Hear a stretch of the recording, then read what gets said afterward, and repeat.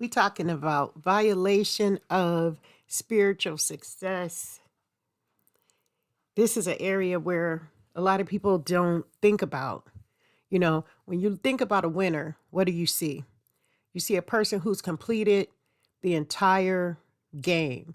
They've won, they've went past the ribbon, they flexed on them and they got in there and they did the damn thing.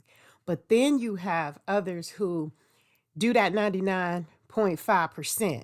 99.5 is not going to do. 99 and a half will never, ever do. And that's what we're talking about today. Many people don't want to think about it like that.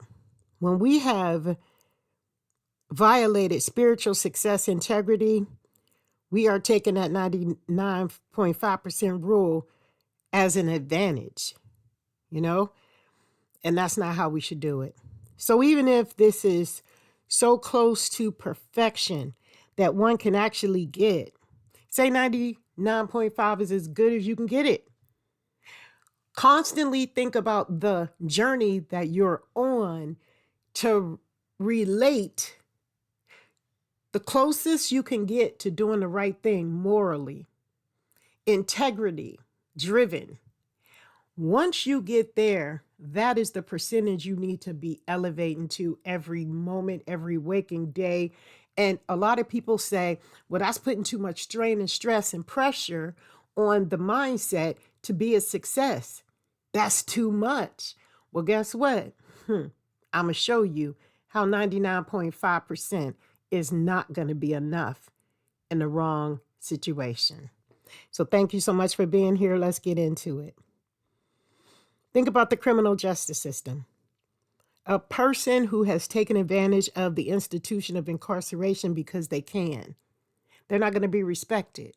They're not going to be respected when they really do wake up and figure out that they've been played, bamboozled, hoodwinked. And then what's going to happen is they're going to beg for mercy and they're going to plead for something that they could have avoided. And everyone's going to turn a deaf ear. No one's going to be able to hear them. 3 hots in a cot mentality. Those who just cannot get life right. There are going to be some people with mental health issues, mental lived experiences, where they're going to need that support. They're going to need people to talk to that are intelligent enough to understand the perspective from the way they see it, helping that individual to keep them on the straight and narrow. But these people are who the system is made for.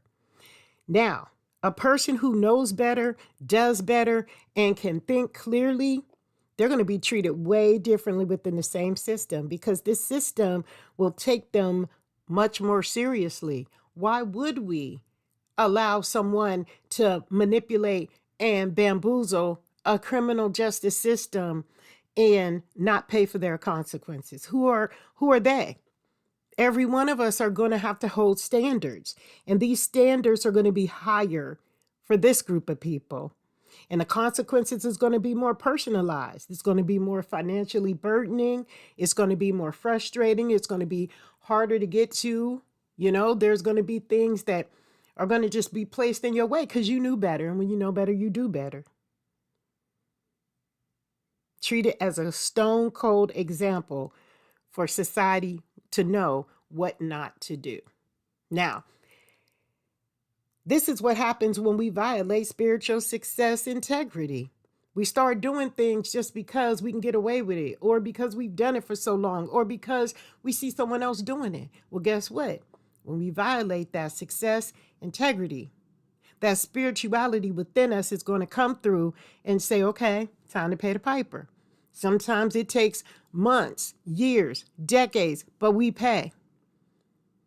We pay. That's why I'm so grateful that my life has always been an open book. I have nothing to hide. Nothing.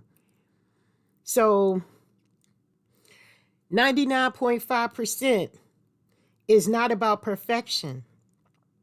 It's about not making mistakes at every turn, that the rule is there to make you see that even if you mess up today, you can come back tomorrow and try again. People love to see you stuck in that 5%. You know what I'm saying? Where you ain't even tried at all. You got a whole 90% you ain't even done nothing with. So if someone does make a mistake in this area, they will be given a little more leniency. Yes, there are people who are genuinely apologetic for situations and the things that they found themselves in. People who are in the 5% of society that judges those who have tried to be perfect, guess what's happening? Is they are learning that they should have tried a little bit harder that day. Just a little bit. Got to at least 50%. Because those who have perfection game down pat, they're going to see a lot of things happening. 99.5% does not quite make you the winner. Even though you did everything, you worked extra hard, you didn't make 100% because you're human. And that's the key. Don't beat yourself up, but at least make the grade 90%. Don't be in that 5% on the other side of the spectrum that has done absolutely nothing. You are deemed the winner when you have crossed over the finish line. Be mindful about how you are winning out there. This is what we have to do. You have to stay focused on the success integrity. That's what is going to help you see the reality. And I want you to really think about how you treat people for real. If your goal is to emotionally trigger or mentally abuse someone else because of a lack of heart you really have, because you only gave 5% of what it was, the expectation of 5% of what society incrementally gave, you should have gave 100%. You got to give 100% that whole day. You got to give 100%.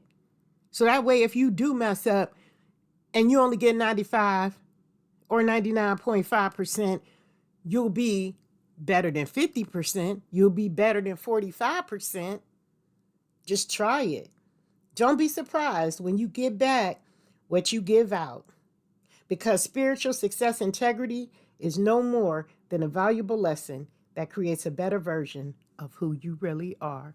So let no man tell you you haven't changed. You know what you've been through. You know what you've gone through.